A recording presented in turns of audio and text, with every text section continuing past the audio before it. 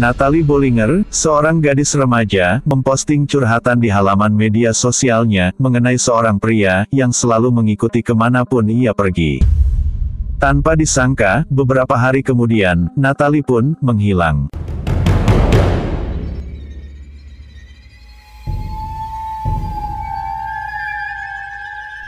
Natalie, lahir pada tahun 1998, ia memiliki saudari kembar, bernama Alicia Bollinger. Natalie, telah berpindah-pindah tempat tinggal, namun ia sering menghabiskan waktunya, di Colorado, Amerika Serikat. Seperti kebanyakan remaja wanita, Natalie juga sering menghabiskan waktunya, untuk berselancar di dunia maya. Ia sangat aktif, menggunakan media sosial Facebook, dan sering memposting mengenai kehidupan dan juga keluh kesahnya. Tahun 2017, Natalie memposting, bahwa akhir-akhir ini, Natalia sangat risih, dengan seorang pria bernama Sean Swartz, yang selalu mengikuti Natalie, kemanapun ia pergi. Sean sendiri merupakan seorang pria tunawisma, yang biasa tinggal di jalanan dekat dengan perpustakaan, bersama dengan para tunawisma lainnya. Pertemuan Natalie dan Sean pertama kali dimulai, saat Natalie hangout, bersama dengan Alicia dan Nicole temannya, ke tempat di mana Sean tinggal. Sebagai wanita yang supel, dan juga riang, Natalie pun tidak membeda-bedakan status seseorang. Ia pun tidak malu untuk bergabung dengan Sean, yang hanya seorang tunawisma. Atas pertemuannya itu, Sean pun sering menelpon dan SMS Natalie. Namun Natalie, tidak menanggapi Sean dengan serius. Hingga akhirnya, Sean pun terus mengikuti Natalie, kemanapun ia pergi. Bahkan, Sean pun sering menunggu di depan rumah Natalie. Sangat tidak nyaman dengan perlakuan Sean, Natalie pun kemudian, mencurahkan di postingan Facebook miliknya. Tidak hanya itu, Natalie juga melaporkan Sean, kepada pihak berwajib. Setelah laporannya itu, Natalie berharap, Sean tidak akan mengikutinya lagi. Namun ternyata, perkiraan Natalie salah. Justru beberapa hari kemudian, Natalie menghilang. Desember tahun 2017, tidak ada postingan apapun di halaman media sosial Natalie. Para followernya, sangat merasa khawatir kepada Natalie, setelah postingan terakhirnya mengenai Sean. Pihak keluarga pun, tidak tinggal diam, mereka melaporkan kepada pihak berwajib, atas kepergian Natalie. Namun lagi-lagi, respon pihak berwajib pun, sangat lambat dalam menangani pencarian Natalie. Ternyata, Natalie bukanlah orang pertama yang hilang, karena ulah dari penguntit. Lebih dari 50 orang wanita, dilaporkan hilang akibat ulah dari penguntit. Sean, yang banyak dicurigai sebagai dalang dari hilangnya Natalie, tidak pernah muncul di halaman media sosial. Padahal, biasanya, sebelum Natalie menghilang, Sean rajin memberikan like, dan juga komentar, dari postingan Natalie. Namun akhirnya, karena banyak publik yang menyudutkannya, suatu hari, Sean pun membuat sebuah video di halaman Facebooknya, dan menanggapi mengenai hilangnya Natalie. Sean mengatakan, bahwa selama ini, ia sangat aktif berkomunikasi dengan Natalie. Dan selama ini Natalie juga banyak curhat mengenai permasalahan, yang banyak dihadapinya. Dan Sean juga mengatakan, bahwa Natalie ingin pergi berjalan-jalan ke berbagai dunia, untuk healing dari permasalahannya. Dan yang tidak dapat dipercaya, Sean juga mengatakan, bahwa suatu hari, Natalie pernah curhat, bahwa ia ingin mengakhiri hidupnya sendiri. Berbagai pembelaan dilakukan Sean di media sosialnya. Bahkan, Sean juga memposting beberapa percakapan dirinya dengan Natalie, untuk meyakinkan, bahwa hubungannya dengan Natalie baik-baik saja. Namun sayangnya, usaha itu gagal. Beberapa orang terlanjur sudah mempercayai, bahwa Sean adalah orang yang harus bertanggung jawab atas hilangnya Natalie. Pihak berwajib pun tidak tinggal diam, kemudian mereka menangkap Sean, dan membawa ke kantor pihak berwajib, untuk dimintai keterangannya. Dalam penangkapan itu, diketahui bahwa Sean memiliki senpi.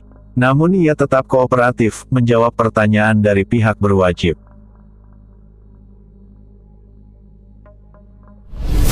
Di sisi lain, banyak screenshot yang beredar di dunia maya, mengenai percakapan Natalie dengan seseorang. Dalam percakapan itu, Natalie lagi-lagi mengeluhkan tingkah laku Shawn yang selalu mengikutinya.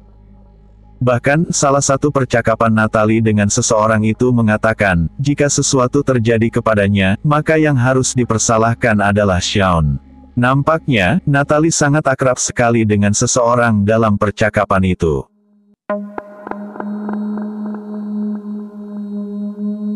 Satu hari berikutnya, Natalie pun berhasil ditemukan di sepanjang hutan, sekitar 20 menit dari rumahnya.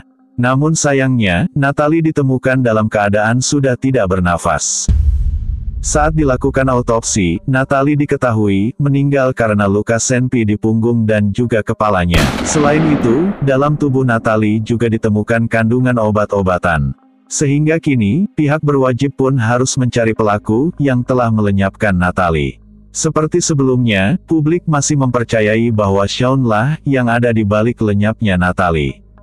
Namun tidak dengan pihak berwajib, mereka menilai bahwa Shawn sangat kooperatif dan tidak berbohong. Dan mereka tidak mempercayai bahwa Shawn yang ada di balik lenyapnya Natalie. Tidak hanya pihak berwajib, saudara kembar Natalie dan juga temannya Nicole mengatakan bahwa mereka sepakat dengan pihak yang berwajib. Mereka menilai bahwa Shawn tidak mungkin melenyapkan Natalie. Shawn hanyalah pria tunawisma yang mengagumi Natalie. Walaupun hasil pemeriksaan diketahui bahwa Shawn juga menderita kesehatan mental. Dan kini, Shawn pun dilakukan perawatan di rumah sakit. Semua orang mulai bingung. Jika bukan Shawn, siapakah yang telah melenyapkan Natalie? Pertanyaan itu akan segera dibuktikan oleh pihak yang berwajib. Setelah memeriksa isi dari handphone milik Natalie, akhirnya, pihak berwajib menetapkan satu orang yang bernama Joseph Michael Lopez. Michael merupakan seorang pria yang berusia 22 tahun berasal dari Glen Utara. Kini, Michael bekerja sebagai karyawan tetap di Domino's, dan ia juga telah memiliki tunangan.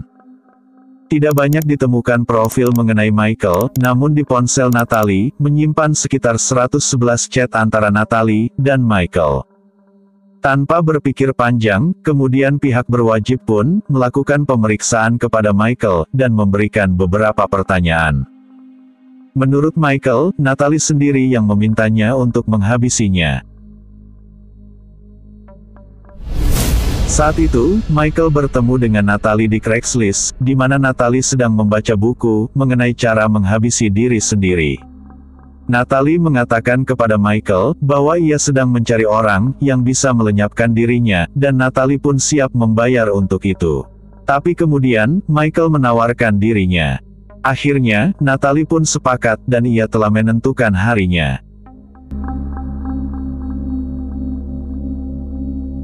Saat hari itu tiba, Natalie dan Michael masih berjalan-jalan bersama. Michael juga meyakinkan Natalie, apakah ia telah memikirkan secara matang rencananya untuk bundir. Dan Natalie pun tetap dengan keputusannya. Hingga akhirnya, mereka parkir di dekat Riverside, yaitu sekitar 20 menit dari tempat tinggal Natalie. Setelah itu, Natalie dan Michael pun turun dari kendaraannya, dan meminta Michael untuk melenyapkan dirinya.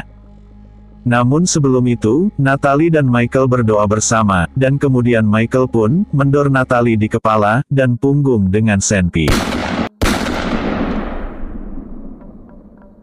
Mungkin saja, cerita Michael ini benar, sesuai dengan apa yang diceritakan oleh Shawn, di mana Natalie memang telah mengalami permasalahan yang berat dan ia ingin melenyapkan dirinya sendiri.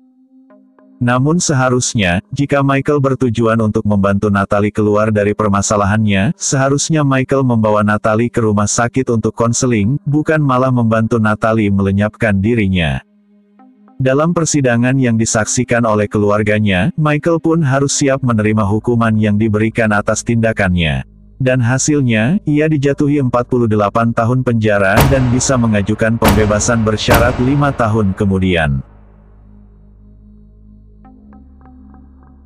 Sementara di sisi lain, Shawn masih saja terus membicarakan Natalie di postingan Facebook miliknya. Dia seolah ingin membuktikan bahwa ia tidak terlibat dalam melenyapkan Natalie.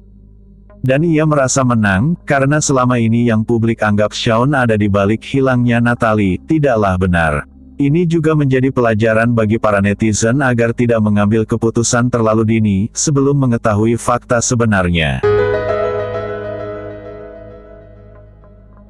Jika Anda menyukai video ini, silahkan untuk subscribe, like, share dan komen di bawah ini.